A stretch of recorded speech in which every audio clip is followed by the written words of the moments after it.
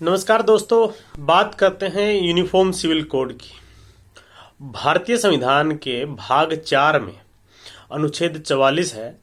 जो कि ये कहता है कि राज्य के द्वारा यानी कि सरकार के द्वारा यूनिफॉर्म सिविल कोड बनाया जाए। भाग 4 में जो भी प्रोविजन दिए गए हैं वो ऐसे हैं जो सरकारों के लिए एक तरह से गाइडिंग लाइट टाइप है, यानी कि वो बातें जो सरकारों को करनी चाहिए, अचीव करनी चाहिए, लेकिन उसको लगाने के लिए, लागू करने के लिए ऐसा नहीं कर सकते कि कोर्ट में जा करके, कोर्ट से कह करके वैसा करवा लिया जाए। जिस तरह से फंडामेंटल राइट या मौलिक अधिकारों के हनन पर कोई व्यक्ति सीधा सुप्रीम कोर्ट पहुंच सकता है या हाई कोर्ट पहुंच सकता है और अपने जो फंडामेंटल राइट्स हैं उनको इन्फोर्स करवा सकता है। तो यूनिफॉर्म सिविल कोड जो है, एक बार फिर से चर्चा में क्यों है, पहले तो ये जो यूनिफॉर्म सिविल कोड है इस पर बार बार चर्चा होती रहती है, क्योंकि ये एक ऐसा कॉन्स्टिट्यूशनल गोल है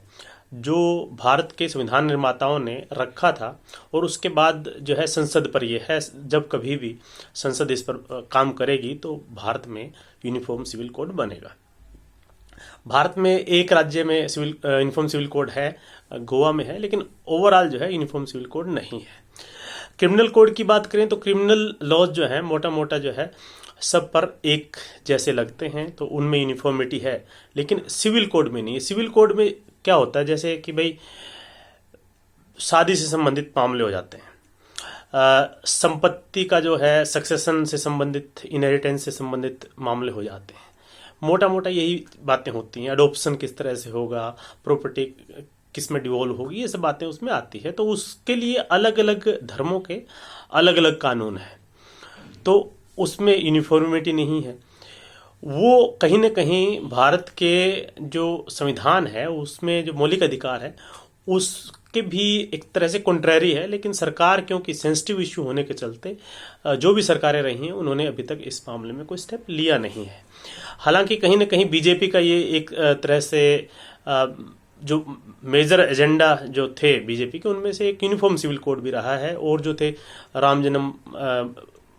भूमि या राम मंदिर का मामला या 370 आर्टिकल जो है उसका मामला, वो तो जैसे भी हुए एक बीजेपी ने कंप्लीट किया, दूसरा कोर्ट के थ्रू हुआ, लेकिन यूनिफॉर्म सिविल कोड जो है अभी बचा हुआ है और ये बार बार मुद्दा आता है। एक तो ऐसा आता है कि कई बार कोर्ट, हाई कोर्ट जो है या सुप्रीम कोर्ट में इस तरह से बातें आई हैं और सुप्रीम कोर्ट और हाई कोर्ट ने टिप्पणी की है कि ऐसा बनाया जाना चाहिए, ऐसा पार्लियामेंट को करना चाहिए।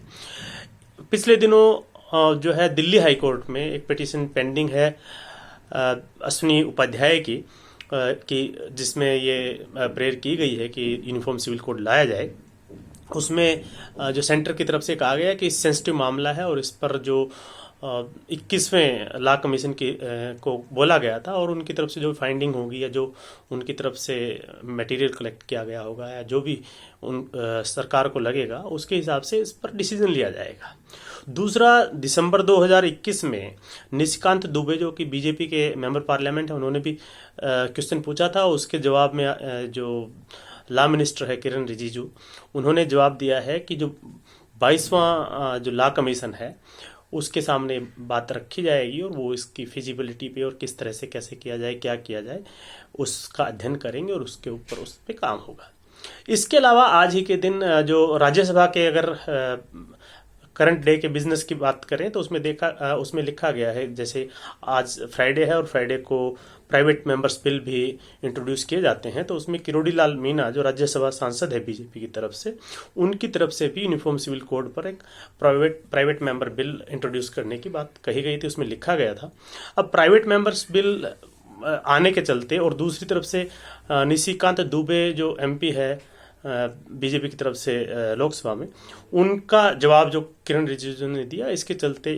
मीडिया, सोशल मीडिया में एकदम से यूनिफॉर्म सिविल कोड के बारे में बातें होने लगी हैं।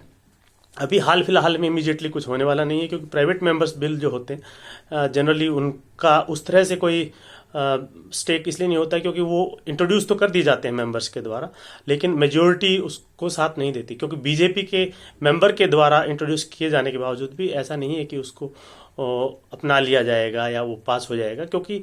ये मामला भी ऐसा है कि अब कोई इतना बड़ा इशू अगर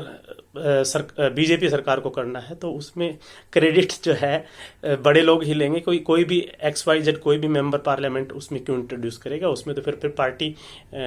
लॉ मिनिस्टर इंट्रोड्यूस करेंगे, उसका क्रेडिट सबको उस ढंग से सरकार की तरफ से वो इंट्रोड्यूस किया जाएगा, न कि किसी बीजेपी के प्राइवेट मेंबर के द्वारा। तो ये जो प्राइवेट मेंबर बिल है इस पर अभी कुछ नहीं होगा, लेकिन क्योंकि किरण रिजिजू ने जो लॉ मिनिस्टर है उन्होंने रिप्लाई किया है, उन्होंने कहा है कि 22वां जो लॉ कमीशन है वो इस मामले का अध्ययन करेगा और उसके बाद सरकार इस पर फैसला लेगी। तो ये है यूनिफॉर्म सिविल कोड, या जो